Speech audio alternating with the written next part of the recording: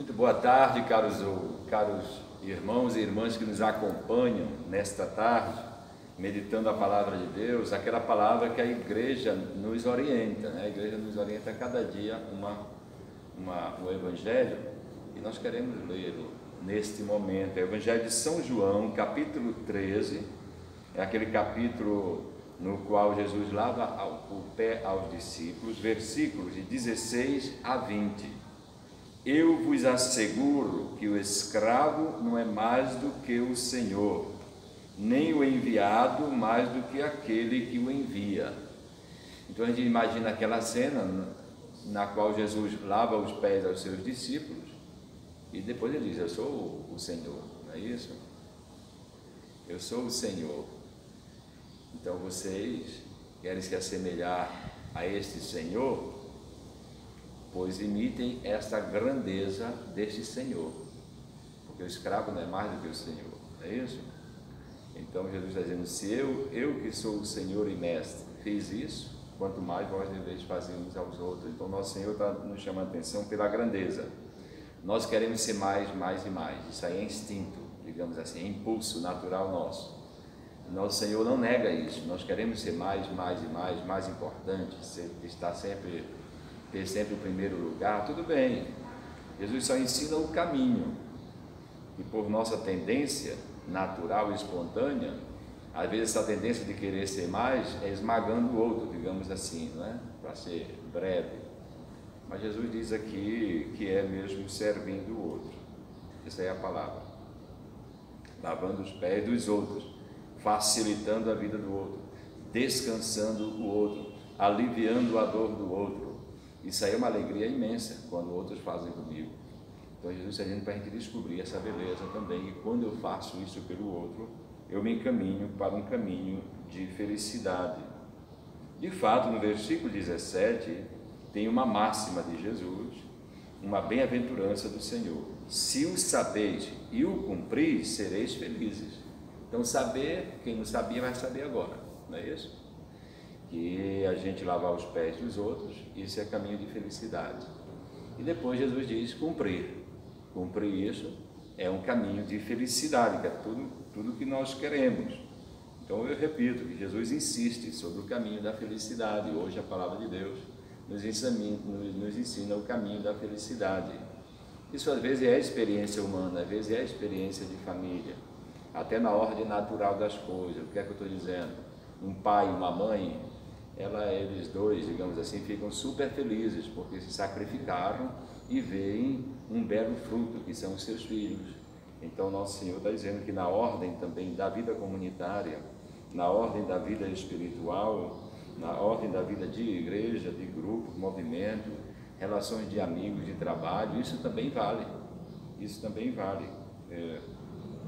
A gente promover e facilitar a vida do outro, isso aí nos traz de volta a felicidade, gera felicidade em nós. É como um bom investimento. Quando a gente investe bem, a gente tem um retorno. Então Jesus disse que existe um retorno de felicidade quando a gente facilita, não atrapalha a vida alheia. Depois nosso Senhor continua: não falo de vós todos, pois sei quem eu escolhi. Porém há de se cumprir o que está na Escritura: aquele que compartilha meu pão me preparou uma armadilha. Então nosso Senhor está falando de quem? De Judas Iscariotes, né? Ele está falando da traição.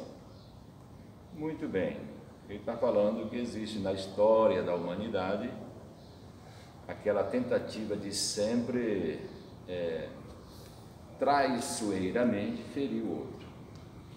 Já no início da Bíblia, no livro do Gênesis, nós chamamos de proto-evangelho, tem aquela promessa que a mulher vai esmagar a cabeça da serpente e a serpente vai abocanhar, ferir o seu calcanhar.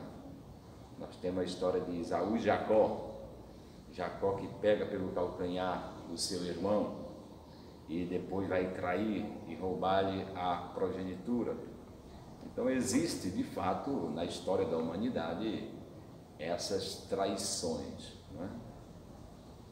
Essas artimanhas, estas malícias de derrubar o outro. infelizmente existe. Mas Jesus caminha, mesmo diante disso. Ele disse: eu vos digo agora, antes que aconteça, para que quando acontecer, creiais que eu sou.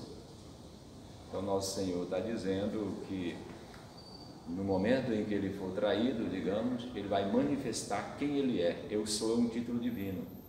Então, de repente, a gente descobre o seguinte, que é típico de Deus, aqui é um mistério também, é típico de Deus amar também o traidor.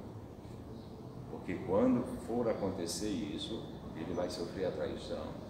Ali vai manifestar quase que o máximo da sua divindade, o máximo do seu amor, o máximo da sua capacidade de fazer o bem. É claro que é natural eu fazer o bem, eu posso fazer o bem para quem me faz o bem, já é alguma coisa, né? Pelo menos eu não fiz mal com quem já me fez o bem. Eu não fiz o mal, eu fiz o bem, é alguma coisa. Alguém me fez o bem, eu retribuo com o bem, é alguma coisa. Mas o máximo desta divindade que pode habitar dentro de nós é fazer o bem também para um traidor. Muito bem, Jesus termina dizendo: eu vos asseguro, quem recebe aquele que eu enviar, recebe a mim, e quem me recebe, recebe aquele que me enviou. Então, neste contexto, a gente deve lembrar que quem quer que se aproxime de nós, se a gente tem um olhar de fé, é a maneira da gente se tornar filho de Deus, né? De fato, e quem me recebe, recebe aquele que me enviou. Eu recebo o Pai. Ora, se eu recebo o Pai, eu me torno um filho. Quem recebe aquele que eu enviar, recebe a mim. Então eu posso receber a Jesus e ao Pai dele, me torno, portanto, filho do Pai dele, me torno, nesse sentido, semelhante ao Filho, me torno irmão de Jesus nesse sentido. Agora, a nota importante é isso: quem recebe aquele que enviar. Então é aquilo que eu estava dizendo. Quem quer que seja que venha ao nosso encontro, também o traidor. Se a gente recebe com fé, a gente termina se tornando filho de Deus. Eu acredito que a palavra de Deus hoje nos chama a atenção sobre o caminho da felicidade e nos chama a atenção para nos tornarmos filhos de Deus. E isso vai acontecer sempre no meu encontro com quem quer que seja que venha aparecer na minha frente. Não importando tanto o que ele vai me dizer ou como ele vai agir ou reagir. Mas eu, como filho de Deus que quero ser, eu reajo como aquela atitude de Jesus que reagiu perante tantas pessoas em circunstâncias diferentes, sempre com aquela soberania, aquela fé que Deus estava no comando de tudo. Então não tenhamos medo de quem se aproxime de nós, às vezes até com malícia também. Importante é que ter os olhos fixos no Senhor. Deus abençoe em nome do Pai, do Filho e do Espírito Santo. Amém.